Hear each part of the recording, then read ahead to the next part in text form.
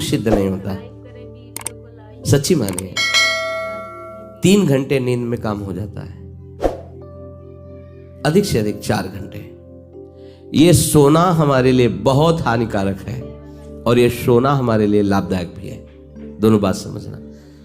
जिसका स्वभाव बन जाता है कि जहां बैठे वहीं सो गए, जहां बैठे, ऐसा हमने देखा है, बैठे 2-4 मिनट जाएगा घोंटा बजने लगे। ये क्या है? ये दलिद्र क्यों? अरे तुम साधक हो, ये दलिद्रता क्यों? क्या यही उपासना में तुमने सिद्धि प्राप्त की है? जहां बैठ जाओ वहां तुम लड़खड़ा गए, लार बहने लगी, सोने लगे, घोटा बजने लगे। ये दलिद्रता है, ये तमोगुणी है। ऐसा नहीं। एक बार नींद को समय दिया है, 3 घंटे 4 घंटे, आ जाए तो आ जाए, नहीं उसको निमंत्रण नहीं देना, राधा राधा राधा, और जग कर फिर वैसे ही अपनी दिनचर्या, कोई भी फर्क नहीं पड़ना। आप अभ्यास कीजिए, कोई फर्क नहीं पड़ेगा। कई दिन बराबर जगने पर भी आपकी दिनचर्या पे कोई फर्क नहीं पड़ेगा।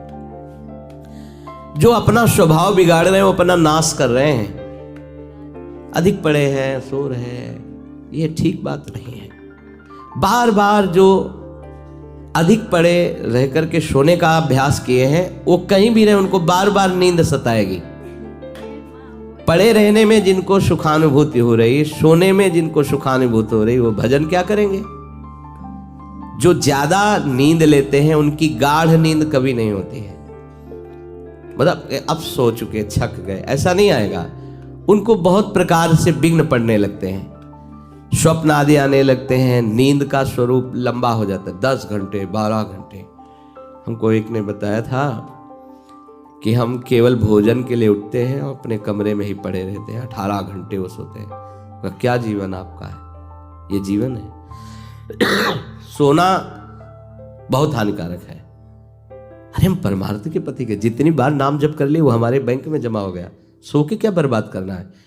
3 घंटे 4 घंटे, इसके 5-6 घंटे वो उनके लिए है जो बहुत श्रम परायण है, परिश्रम करते हैं शरीर से, साधक के लिए नहीं। 3 घंटे पर्याप्त है। आप अभ्यास करके तो देखिए, 3 घंटे में आपको बिल्कुल 24 घंटे के लिए तृप्ति मिल जाएगी। हाँ बिल्कुल ठीक है, अभ्यास कर लीजिए। दिन में लेटे रहने पर भी 1 मिनट नींद नहीं, अभ्यास कीजिए। अभ्यास अमृत है और अभ्यास ही मृत्यु है। आपने जैसा अभ्यास कर लिया, अमृत का अभ्यास किया तो अमृत है, और मृत्यु का अभ्यास किया तो मृत्यु है।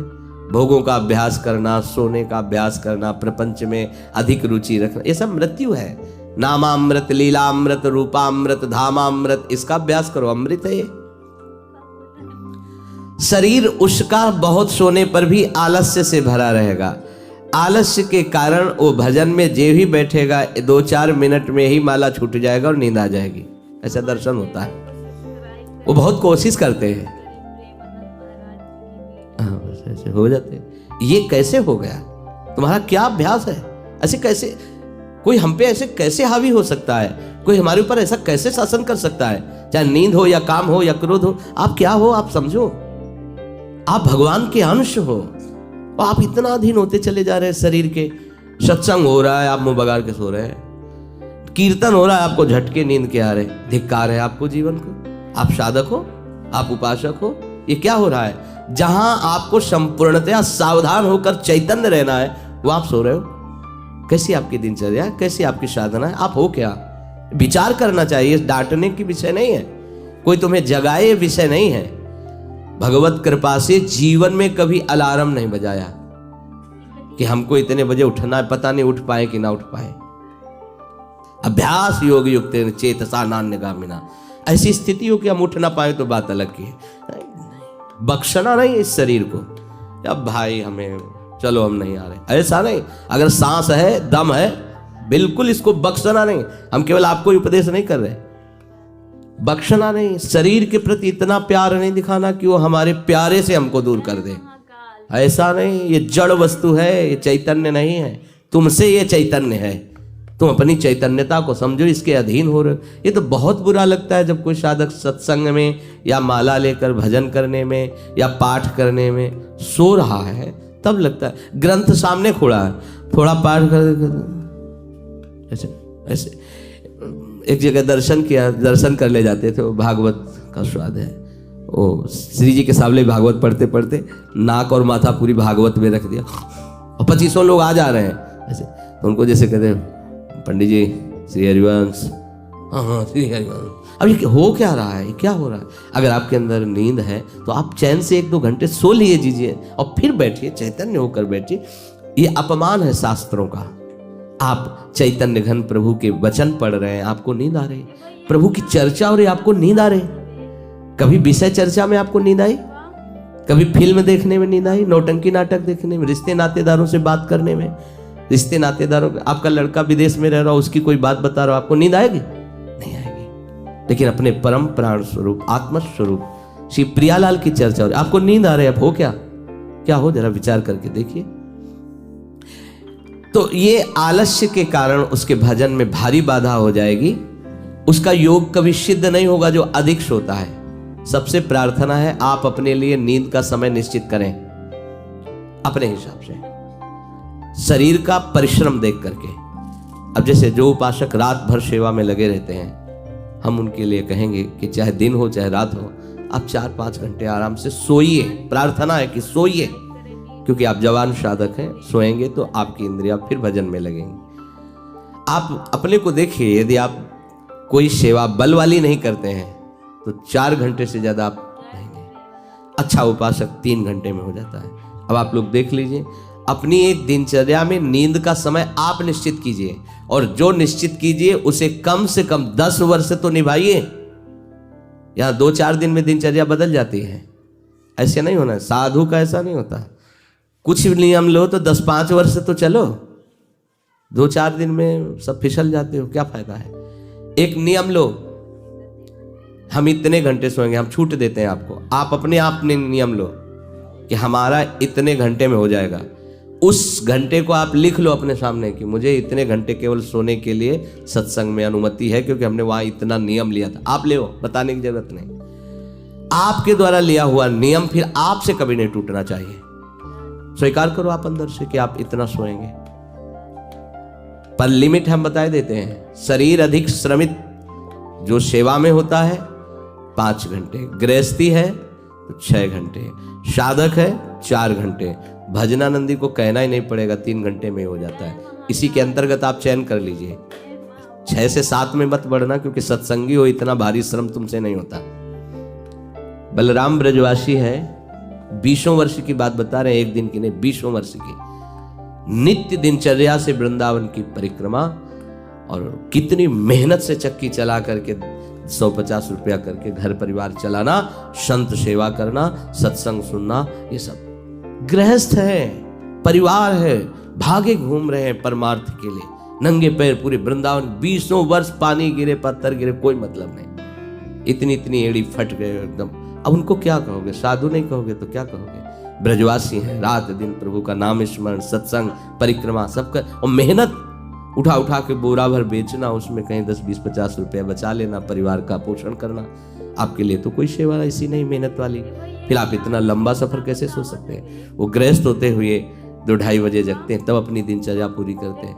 हो सकता है रात्रि के 10-11 बज जाते हो, दिन में वो चपकी में रहते, कब सोते होंगे? 20 वर्ष की दिनचर्या हम उसकी बता रहे हैं। आप विचार करो, आप साधक हैं, आप विरक्त हैं, या आप संसार से निवृत्त होकर वृंदावन वास करें, आप कितना सोते हैं? ये बंद करो, शरीर को सुखी करना बंद करो। ये शरीर को सुख देने की बात महादुख मोल लेना है।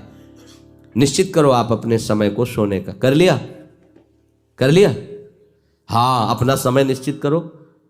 जो समय निश्चित किया हो, 4 घंटे, 5 घंटे, 6 घंटे, ये धाम है, यहाँ झूठ नहीं चलेगा। अगर 6 घंटे निश्चित किया तो 6.25 घंटे नहीं होना चाहिए। उसी को आप विभाजित कर लीजिए। 4 घंटे रात्रि में सो लीजिए, 2 घंटे दिन में सो लीजिए। आपको अगर 6 घंटे सोना है, 4 घंटे सोना है, 3 घंटे आप रात्रि में, 1 घंटे दिन में विश्राम। अगर आपका रात्रि में हो जाता है तो दिन में विश्राम की जरूरत नहीं। आपको इस पर आना पड़ेगा। आपसे कांच छुड़वा रहे हैं, मणि पकड़ा रहे हैं, आपको घाटे का सौदा। आप क्या कर रहे हो? मणि देकर कांच खरीद रहे हो, और आपका कांच छुड़वा के मणि। इंद्रनील मणि श्याम मनोहर 7 कुंभ तन गोरी, इनके समीप चलना है, इनकी जूठन पाना है, इनके साथ खेलना है। ये सौभाग्य प्राप्त करने के लिए जो असत धारणाएं हैं उनको मिटाना होगा। जागृतो नैव चार्जुन, ये तो अधिक सोने वाले की बात हुई। अब कह रहे हैं अधिक जागने वाले को भी सिद्धि प्राप्त नहीं होती। जो बिल्कुल सोता ही नहीं है, ऐसे होते हैं। पूरी पूरी रात चली गई नाम कीर्तन में, पूरी पूरी रात चर्चा में चली गई। 2-2 3-3 जन केवल बैठ गए और प्रभु की पूरी रात चली गई। सामने योग वाशिष्ठ रखा हुआ है, उसी पे चर्चा हो रहा है। कैसा नशा! तो आप क्या समझो, उसमें नींद आएगी क्या?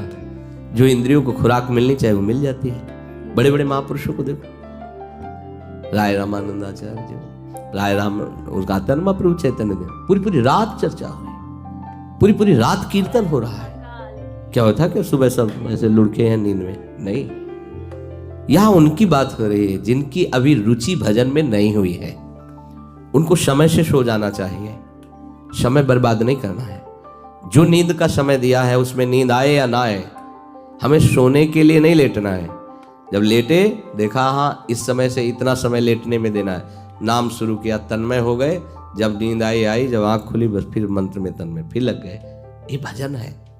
इसको ऐसे प्रमाद में मत डालिए। यहाँ दिनचर्या हो गई, अब पड़े हैं, करवट बदल रहे हैं, समय निकलता चला जा रहा है, आज सत्संग में क्यों नहीं आए, सो गए थे, ऐसा नहीं होना चाहिए।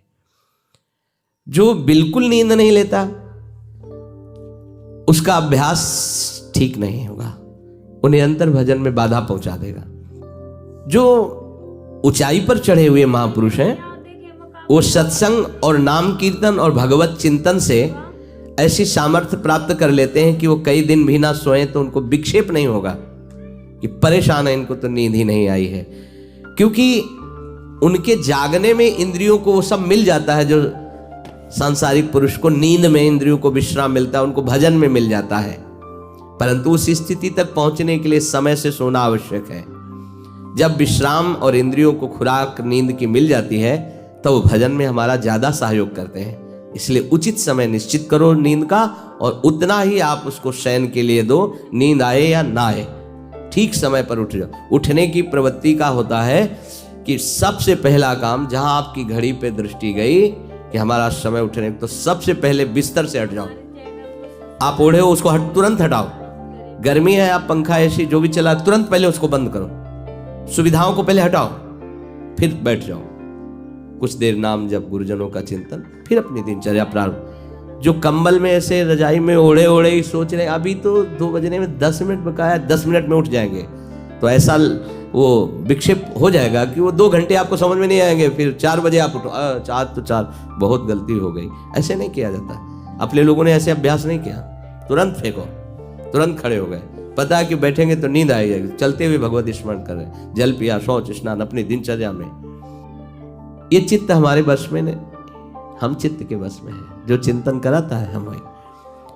कल एक उपासक प्रश्न कर रहे थे कि कभी कभी हमारा मन कहता है हम निहाल हो गए, कभी कभी मन हमको कहता है कि कुछ नहीं मिला। तो तुम मन को गुरु माने हो क्या?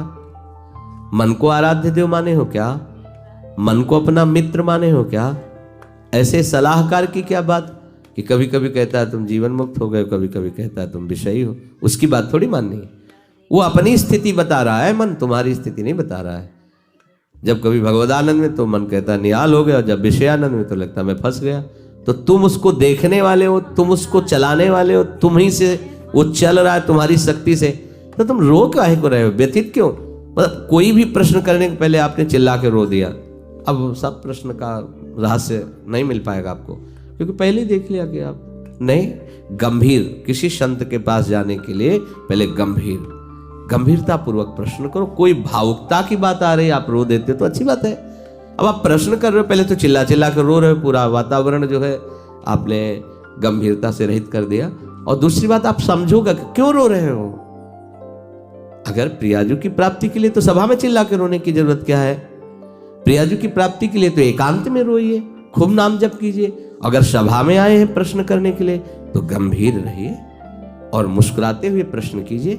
ये रोना धोना नहीं, ये एकांत का विषय, अपने आराध्य देव के विषय में। कभी भाव आ रहा है तो बात अलग की है। हम चित्त के अधीन हो गए हैं, बस इसको सुधार करना है। चित्त की 5 अवस्थाएं होती हैं, उसी को मन कहते हैं, उसी को बुद्धि कहते हैं, उसी को हम कहते हैं, समझना। उसकी वृत्तियों के कारण अलग अलग नाम पड़ा है ना। पूरे को एक हृदय कहते हैं, बोले मैं हृदय से कहता हूं, मतलब संपूर्ण अंतःकरण से कहता हूं। अंतःकरण 4 इसलिए हो गए कि उसकी वृत्ति 4 है। एक का काम है निश्चय करना, संकल्प विकल्प करना, चिंतन करना और क्रिया को स्वीकार करना। एक ही हृदय में 4 बातें होती हैं। तो जो निश्चय उसे बुद्धि कह दिया गया, जो संकल्प विकल्प उसे मन कह दिया गया, जो चिंतन उसे चित्त कह दिया गया, क्रिया को स्वीकार करना उसे अहम कह दिया गया। है एक ही हृदय। उसी हृदय को हम जब बात करते हैं तो उसे 4 रूपों में करते हैं। तो मानो अगर मन की बात चल रही तो चित्त आ गया, बुद्धि आ गई, अहम आ गया। चित्त की बात चल रही तो उसमें मन आ गया, बुद्धि, क्योंकि एक ही हृदय की बात हो रही। तो 5 अवस्थाएं मानी गई हैं। बहुत ध्यान से सुने, तो इसमें हम अपने चित्त को भगवदाकार कर सकते हैं। चित्त की 5 अवस्थाएं शास्त्रों में ब्रह्म ऋषियों ने मनन करके पाया है। मूढ़ता, मूढ़ अवस्था, क्षिप्त अवस्था, विक्षिप्त अवस्था, एकाग्र अवस्था और निरुद्ध अवस्था, ये 5 अवस्थाएं पाई गई हैं। इनमें 2 से भजन नहीं होता। जिनके चित्त में ये 5 में 2 पहली वाली अवस्थाएं जोर की होती हैं, मूढ़ अवस्था और क्षिप्त अवस्था, उनसे बिल्कुल भजन नहीं होगा। वो पाप प्रवृत्ति में ही चित्त लगाने वाले जन हैं, उनसे भजन बिल्कुल नहीं होगा। जिनके ये विक्षिप्त, एकाग्र और निरुद्ध, ये गौड़ हैं, एकदम दबे हुए हैं, और मूढ़ता और क्षिप्तता ये जागृत है, बहुत विशाल, उनसे भजन नहीं होगा, साधन नहीं होगा। वो पापाचरण रत रहेंगे, दान पुण्य भी करेंगे तो अहंकार की धरा में होगा। अब यहां से शुरू होता है साधन। विक्षिप्त से कभी भजन होता है, कभी विषय चिंतन होता है। ये विक्षिप्त चित्त का होता है। कभी प्रभु अच्छे लगते हैं, कभी संसार अच्छा लगता है। अभी ये आगे पद्धति नहीं बढ़ी, ये विक्षिप्त है, पर ये अधिकारी है भजन का। इस अधिकार वाले उपासक को जब साधु संग मिल जाता है और सत्संग मिलता है, तब वो बार बार सत्संग के प्रभाव से विक्षिप्तता को अगली पद्धति में बदल देता है, एकाग्र। अब वो एकाग्र होने लगता है कि मेरे जीवन का उद्देश्य केवल भजन है, केवल प्रिया प्रीतम की प्राप्ति है। नहीं, अब संसार को मैं नहीं मानूंगा कि संसार मेरा है, संसार के संबंध मेरे हैं। सत्संग के द्वारा ये विक्षिप्तता एकाग्रता में बढ़ गई, और जब एकाग्रता में अपने आराध्य देव के चिंतन में तन्मय हुआ तो उसे आनंद मिलने लगा, तो सविकल्प समाधि में उसकी गति हो गई। सविकल्प, अभी विकल्प चल रहा है पर वो सम अवस्था को प्राप्त हो रहा, आनंद का अनुभव होने लगा। विक्षिप्त से भजन प्रारंभ होता है, एकाग्रता में उसको आनंद का अनुभव होने लगता है, और आगे है निरुद्ध अवस्था। चित्त के चलने की गति ही खत्म हो गई, अपने आराध्य देव में चित्त फंस गया, निरुद्ध हो गया। इसे कहते हैं निर्विकल्प समाधि। आप कोई कल्पना नहीं रह गई, केवल सम अवस्था, भगवदाकार वृत्ति, परमानंदमय। अभी ये चित्त प्रिया प्रीतम में हो गया। क्षिप्त अवस्था और मूढ़ अवस्था ये भजन नहीं होने देते। विक्षिप्त अवस्था से भजन प्रारंभ होता है, एकाग्रता में भजन का सुख मिलता है। इसके आगे जब एकाग्रता ऐसी बढ़ती है कि अपने आराध्य देव के सिवा कुछ चिंतन ही नहीं करता चित्त, तो उसे निर्विकल्प समाधि कहते हैं। वो हर समय आओ, स्वामी जी महाराज कह रहे चित्त न डुला इतु आओ समाधि भीतर। अब वो उठते बैठते चलते फिरते क्रियारत होते हुए भी समाधि में रहता है। अपने आराध्य देव में चित्त निरुद्ध हो गया, अब चित्त पंग हो गया, अब हटाने से भी नहीं हटेगा। तो चित्त की सार्थकता है निरुद्ध अवस्था में पहुंचने की। गोपीजन इसी अवस्था की महापुरुष है। सब क्रियाएं घर की हो रही है और मुरारी पादार्पित चित्त वृत्ति। अम्बरीश जी इसी अवस्था के महापुरुष हैं, सम्राट पद पर हैं, लेकिन सावई मनः कृष्ण पदार विंदयो, निरुद्ध हो गया मन प्रभु के चरणार विंद में। यदा विनियतम चित्त मात्मन्ये वावतिष्ठते, जिस काल में चित्त आखिरी अवस्था को पहुंच जाता है, निरुद्ध अवस्था। एकाग्रता में भी पहुंचना बहुत बड़ी सिद्धि है, पर अपने लोग जो सब है विक्षिप्त अवस्था में है। कभी संसार का आकर्षण, कभी प्रभु का आकर्षण, लेकिन मूढ़ता और क्षिप्तता में प्रभु का आकर्षण होता ही नहीं है। वो उसी में लगा रहता है, प्रपंच में बस लड़का बच्चा परिवार खाना कमाना, धर्म से धन आवे या अधर्म से आवे, इसका कोई भेद उनके अंदर नहीं। धन आना चाहिए, भोग सामग्री मिलना चाहिए।